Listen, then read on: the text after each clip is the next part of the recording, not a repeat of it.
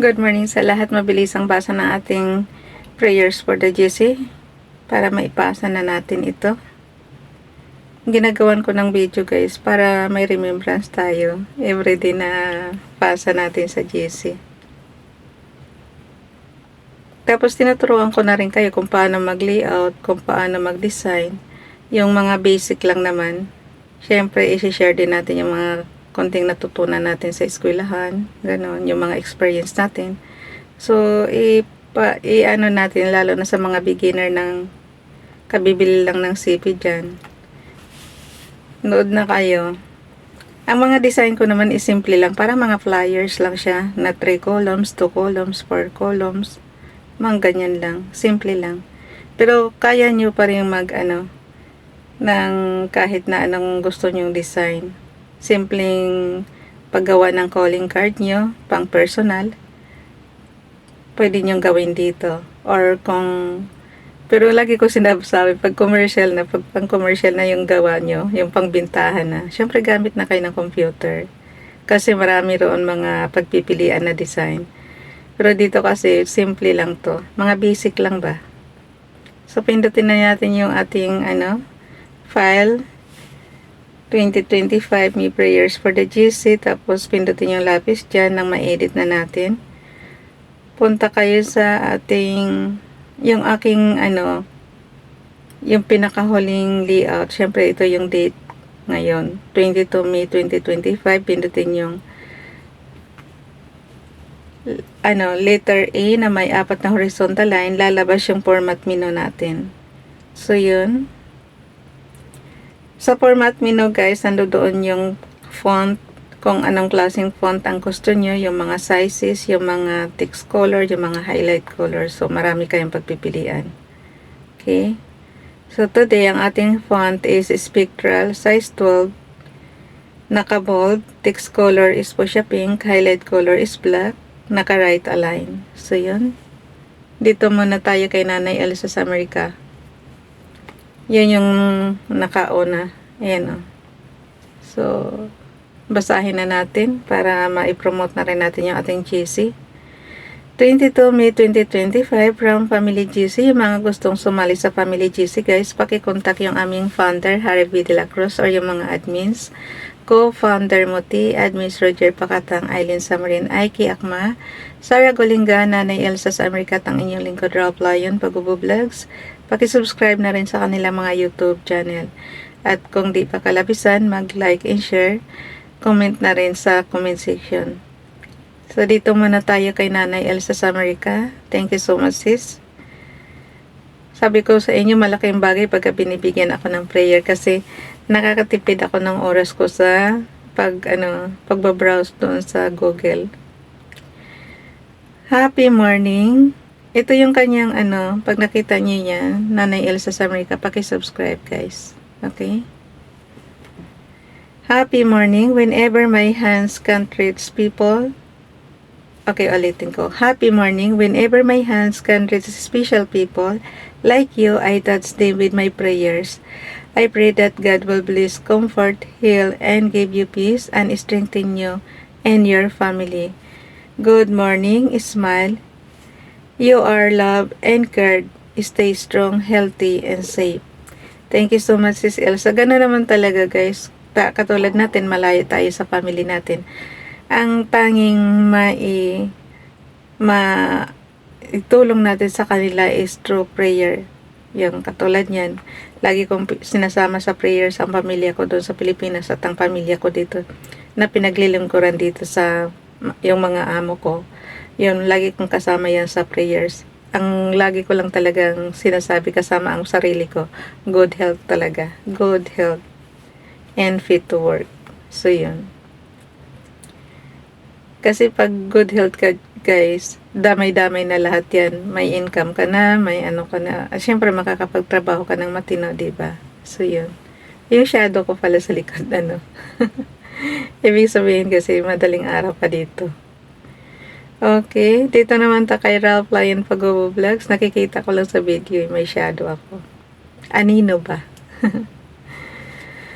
Ralph Lion Pagubo Vlogs. Lord, give me the strength and the courage I need to take me through this day. your word says, do not be anxious about anything, but in everything by prayer and supplication with thanksgiving, let your request be made known to God.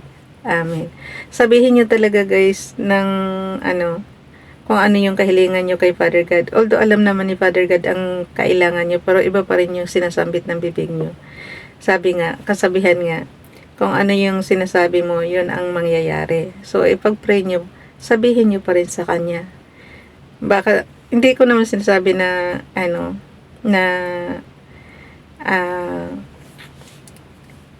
hindi alam ni Father God yung mga gusto nyo. Alam niya. Kaya nga lang, gusto niya pa rin na sasambitin niyo sa Kanya at kayo makikipag-usap sa Kanya.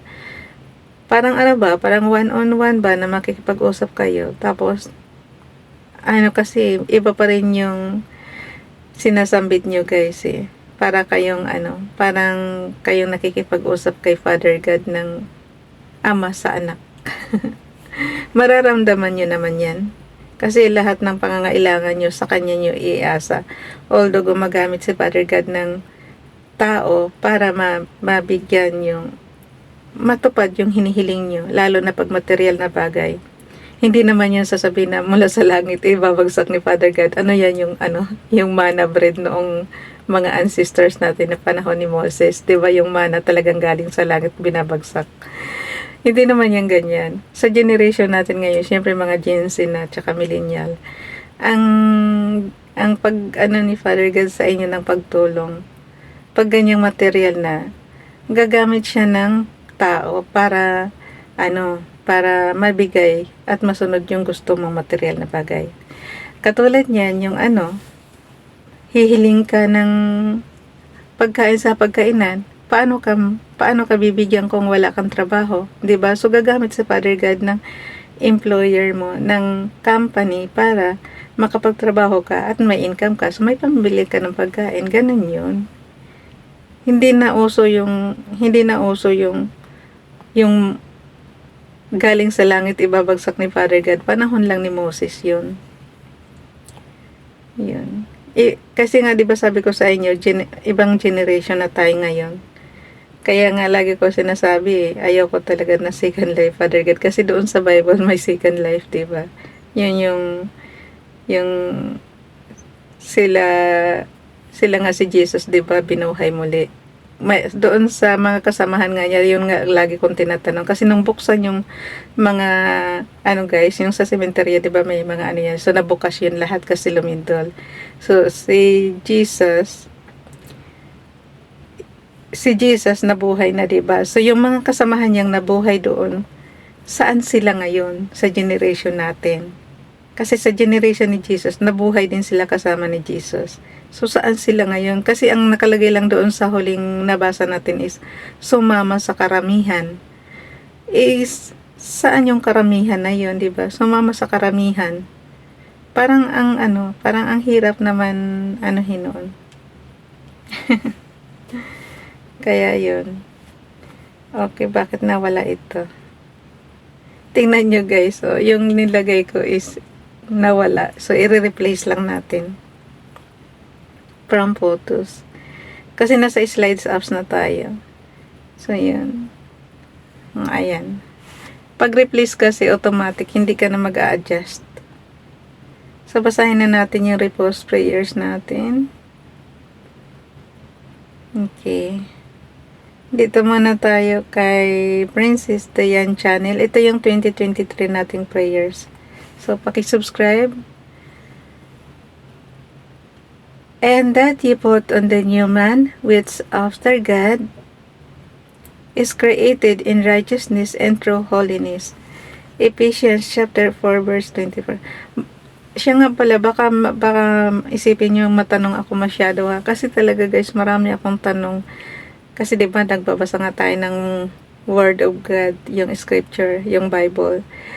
So, ang dami ko talagang tanong na napaka-imposible.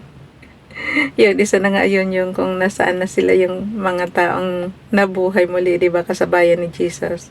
So, napunta rin kaya sila sa langit kasi sumama sa karamihan. Sa panahon ba natin ngayon, namatay ba sila ulit? Yun lang ang tanong ko. Kasi lagi ko sinasabi, nasaan na yun yung mga tao? Kasi si Jesus, alam natin na umakyat sa langit. Pero yung mga kasabayan niya, nasaan na ngayon? Paano sila umakyat sa langit, 'di ba? So, yun.